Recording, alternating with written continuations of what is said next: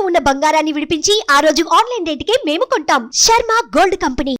నమస్కారం, welcome to Suman TV. నేను గీతాంజలి. ప్రస్తుతం మనతో పాటు ఉన్న అతిథి శ్రీ విద్యాపీఠం వ్యవస్థాపకులు.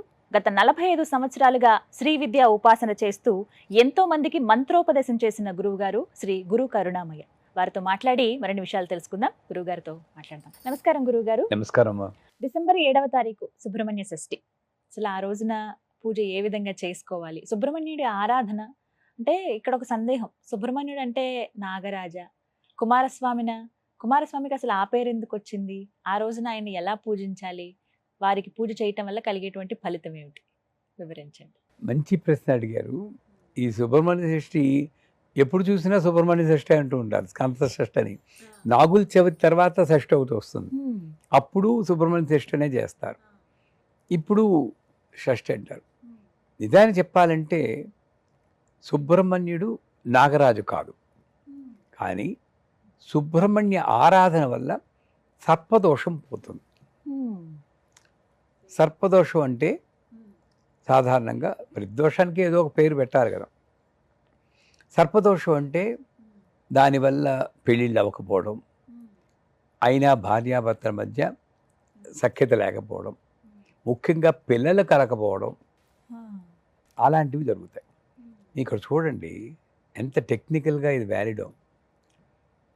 ఇప్పుడు సుబ్రహ్మణ్య స్వామి స్వాధిష్టానంలో ఉంటాడు. అందుకే 6 ట్రయాంగిల్స్, షట్కోణం, షణ్ముఖ సరిపోయింది. అక్కడే బాలా త్రిపుర సుందరి, బాల సుబ్రహ్మణ్యం ఇద్దరు అక్కడే ఉన్నారు.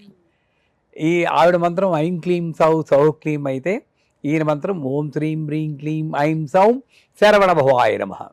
శరవణ భవ శరవణ భవ శరవణ శరవణ భవ 6 సరిపోయింది. ఈ అక్షరాలు చెప్తేట కామ క్రోధ లోభ మోహ మదమాత్సర్యాలన్నీ కంట్రోల్లో ఉండి మంచి సాధన చేయొచ్చు. మరి ఇవన్నీ కంట్రోల్లో ఉన్నాయంటే భార్యాభర్తల మధ్య పెరిగిపోయింది కదా.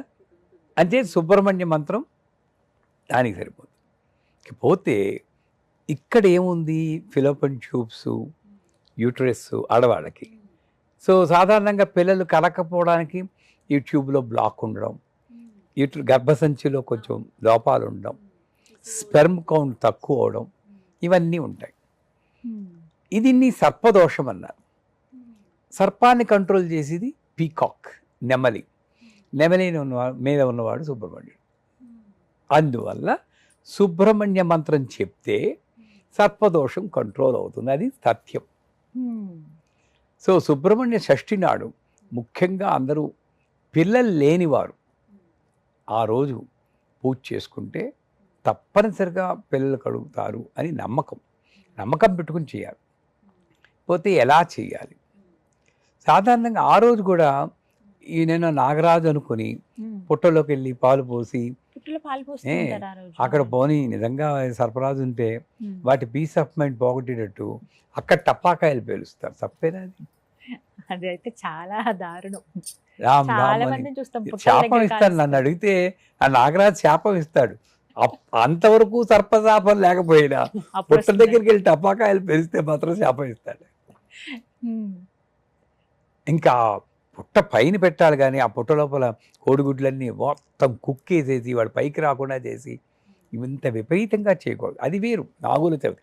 ఈరోజు కూడా చేస్తారు. అలా చేయకుండా సుబ్రహ్మణ్య స్వామికి దధ్యోజనంతో పెడితే మంచిదంటారు.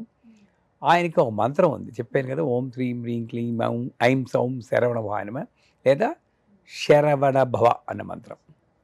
ఆయనకి సుబ్రహ్మణ్య త్రిశతి అని 300 నామాలు ఉన్నాయి. ఒక్కొక్క 6 అక్షరాలు కదా, ఒక్కొక్క నామానికి 50, ఒక అక్షరానికి 50 చొప్పున 6 50 300 సరిపోయింది. శ్రీం సౌం శరవణ భవ శరచంద్రాయత ప్రభ అని వరుసకి వస్తుంది. నేను రోజు చేస్తాను. అది మనకి దోషాలు ఉన్నా సుబ్రహ్మణ్యం బాలా త్రిపుర సుందరి ఆ రూపంలో అర్చించుకుంటామని. 2 పిల్లల గురించి కూడా కాదు, అది వేరు. సో సుబ్రహ్మణ్య స్వామి యొక్క ఆరాధన ఎలా చేయాలంటే, విగ్రహం మనకు దొరుకుతుంది, చిన్న సైజు విగ్రహం, అది పెట్టుకోవచ్చు. అంటే కుమారస్వామి విగ్రహం. కుమారస్వామి అన్నా, సుబ్రహ్మణ్యం అన్నా, బాలసుబ్రహ్మణ్యం అన్న, మురుఘ అన్న, షణ్ముఖ అన్న అరవాళ్ళు బాగా చేస్తారు. వాళ్ళు అసలు ఇన్ని ఆలయాలు ఉంటాయండి. కావడి పట్టుకుంటారు. ఆ, ఈ ధనుర్మాసంలో కూడా కావడి పట్టుకుంటారు. పాల్ కావడి, తేన్ కావడి అని పాటలు పాడుకుంటూ, కొంతమంది విపరీతంగా ఇక్కడ నుండి ఇక్కడికి పొలాలు పడుచుకుంటూ, అది మనకు అనవసరం. సో సుబ్రహ్మణ్య విగ్రహం పెట్టుకొని అందులో వేల్తో ఉన్న, అంటే వేల్ అంటే శూలం, త్రిశూలం కాదు, శూలంలా ఉన్నది వేల్మురుగా, వేల్మురుగా, వేల్మురుగా, వేల్మురుగా అని అరవాళ్ళు పాట పాడతారు. అది పెట్టిన విగ్రహం పెట్టుకొని ఆ విగ్రహంలో ముందు ఆవాహన చేయాలి. ఆవాహన ఇక్కడ అక్షతలు పట్టుకున్నా కూడా ఈ ఆరాధన ఎందుకు చేస్తారు? ముందు ఇక్కడున్న దోషాలు పోవడానికి. అందుకని ఊపిరి, ఈ బేస్ మజిల్స్, యానస్ మజిల్స్ అంటాం ఇంగ్లీష్లో, ఈ బేస్ మజిల్ని ఇలా పైకి లేపినట్టు పట్టుకొని స్వాదిష్టానాన్ని యాక్టివేట్ చేయాలి ఆ ఊపిరితో చేసి, అప్పుడు ఈ యొక్క భాగం అంతా కూడా యాక్టివేట్ అయినట్టు మనం ఊహించుకుంటూ ఏదో ఒక మంత్రం, శరవణభవో ఓం శ్రీం హ్రీం క్లీం ఐం సోం శరవణభవ అని చెప్పి 6 సార్లు చెప్పాలి. 6 కానీ కొంతమంది 6 కౌంట్లు చెప్తారు. 6, 12, 18, 24 నీ ఇష్టం చెప్పి ఆ స్వామి మీద ఆవాహన చేయాలి. చేసాక తెల్ల పుష్పాలతో చేసిన, ఎర్ర పుష్పాలు యాక్చువల్గా స్వాదిష్టానం ఎరుపు రంగులో ఒకటి కాదు, ఎర్ర పుష్పాలతో చేసినా సరే, ఎర్ర పుష్పాలతో షష్ఠీదేవి అని ఒక దేవి ఉన్నారు. ఆ దేవి వల్ల పిల్లలు పుడతారంటారు. సుబ్రహ్మణ్య షష్ఠి కాదు, షష్ఠీదేవిని కూడా తలుచుకుని చేస్తారు. సుబ్రహ్మణ్య షష్ఠి అను, ఆ షష్ఠికి అధిష్టాన దేవత షష్ఠీదేవి. ఆవిడికి ఇందాక చెప్పుకున్నట్టు ఒక ఎర్ర పుష్పం, ఎర్ర పళ్ళు, ఎర్ర వస్త్రాన్ని ధరించి బియ్యపిండి బెల్లంతో కలిపి దాంతో ప్రమిదల్లా చేసి దాంట్లో నెయ్యి వేసి దీపాలు పెడతారు. చాలా ముఖ్యం సుబ్రహ్మణ్య. ఆ రోజునండి ఎన్ని పెట్టాలండి అలా? 16 దీపాలు, 16 జ్యోతులు అంటారు కదా. 16 ఓపిక లేదు, 6 మీ ఇష్టం. 16 జ్యోతులు అంటే మళ్ళీ అక్కడ కూడా ఏంటంటే 16 దేనికి కనెక్ట్ అవుతుంది? చంద్రుడు, చంద్రకళలు 16. సార్ నా మైండ్ కంట్రోల్లో ఉంచిన ఆయన, మైండ్ కంట్రోల్లో ఉంటే 6 అరిషడ్వర్గాలు నాకు కంట్రోల్లో ఉంటాయని 16 జ్యోతులు. పెళ్ళిళ్ళలో కూడా 16 జ్యోతులు పట్టుకొస్తారు. జ్ఞాపకం ఉందా?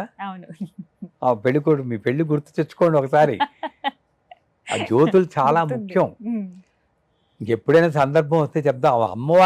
అమ్మాయిని తీసుకొచ్చేటప్పుడు ఏవేం పట్టు రావాలి అని కూడా నియమం ఉంది, ఎవ్వరూ పాటించడం లేదు ఈ రోజుల్లో. అలా ఎక్కడ అసలు పాత పద్ధతులు వస్తున్నాయి కానీ మరి ఇంత సాంప్రదాయంగా ఎవరు చేయడం. ఇంత సంప్రదాయం అంటే ఇవన్నీ చేస్తే దానివల్ల వచ్చి శక్తి ఈ అమ్మాయి కుటుంబాన్ని రక్షిస్తుందండి. సత్యం. తప్పకుండా వీటి గురించి మాట్లాడదాం.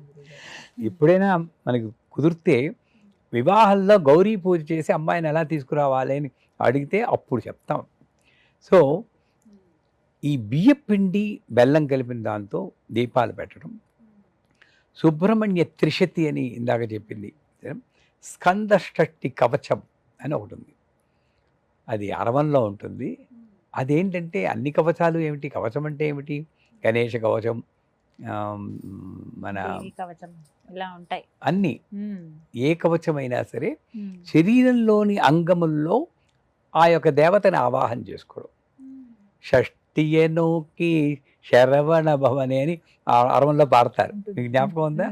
సోలమంగళం సిస్టర్స్ పాడారు, చాలా బాగుంటుంది.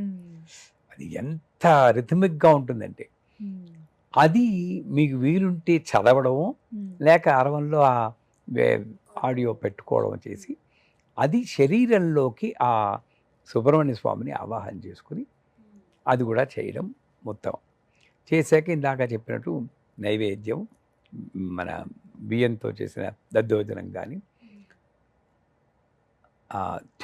తెలుపు రంగులో ఉన్నటువంటి ఏ నైవేద్యాన్ని పెట్టి చివరగా ఈ ఒక్క షష్ఠికే ఎందుకు చెప్తారో వస్త్రదానం చేస్తే చాలా మంచిది. దానం చాలా ముఖ్యం. సుబ్రహ్మణ్య షష్ఠి నాడు పూజ ఎంత చేస్తామో దానికి తగిన దానం, ఏదో లేని వాళ్ళకి వస్తా అన్నం పెట్టడం, వాళ్ళకి వస్త్రాలు ఇవ్వడం, అది చేస్తే ఈ రకంగా మొత్తం అంతా సుబ్రహ్మణ్య షష్ఠి నాడు చేస్తే మనకి సర్పదోషాలు పోతాయి. సర్పదోషాలు పోయి పిల్లలు లేని వారికి పిల్లలు కలగడం, మానసిక శాంతి. అది ఇంకోటి ఏంటంటే ఆధ్యాత్మిక సాధనలో కుండల్ని జాగరణ సాధారణంగా ప్రతి ఒక్కరు కుండల్ని నేను అంటున్నాం చెప్తున్నారు ఈ మధ్య. కనుక ఉమ్, ఆ కుండల్ని అవేకనింగ్ ఓకే. అక్కడ కూడా కుండల్ని అవేకన్ అయితే ఏమవుతుంది అంటే ఈ నూదురు అదిరిపోతుంది, నాకు ఆజ్ఞాచక్రం ఓపెన్ అయిపోయింది అనుకుంటా. బాగా తలనొప్పి వస్తుంది, కాన్సన్ట్రేట్ అవన్నీ చేయలేకపోతున్నాం. న్యూరాలజిస్ట్కి వెళ్ళిపోవాలి మనం. దీనికి సంబంధం లేదు, కుండలికి సంబంధం. కుండలిని అవేకన్ అయిందంటే అప్పుడు ఈ స్వాదిష్టానంలో ఉన్న వికారాలని పోయి మీ యొక్క యాటిట్యూడే మారిపోతుందమ్మా. మీరు ఇంకొక గీతాంజలి అయిపోతారు. ఇప్పుడు మంచి గీతాంజలి, అప్పుడు బెస్ట్ గీతాంజలి అవుతారు.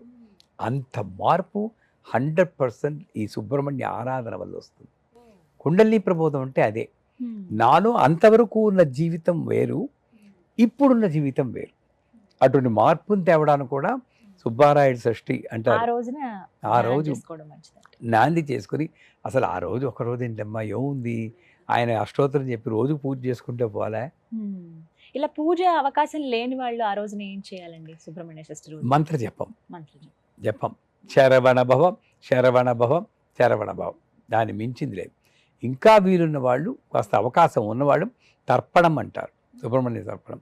మంత్రము ప్లస్ తర్పణం, దానికి సుగంధ జలాలతోటి ఒక సుబ్రహ్మణ్య రూపం చేసుకుని పసుపుతోటి, గంధంతో పసుపుతోటి దానికి తర్పణం చేసుకోవచ్చు. ఇంకా మీకు ఓపిక ఉందా, హోమం చేయక సుబ్రహ్మణ్య హోమం.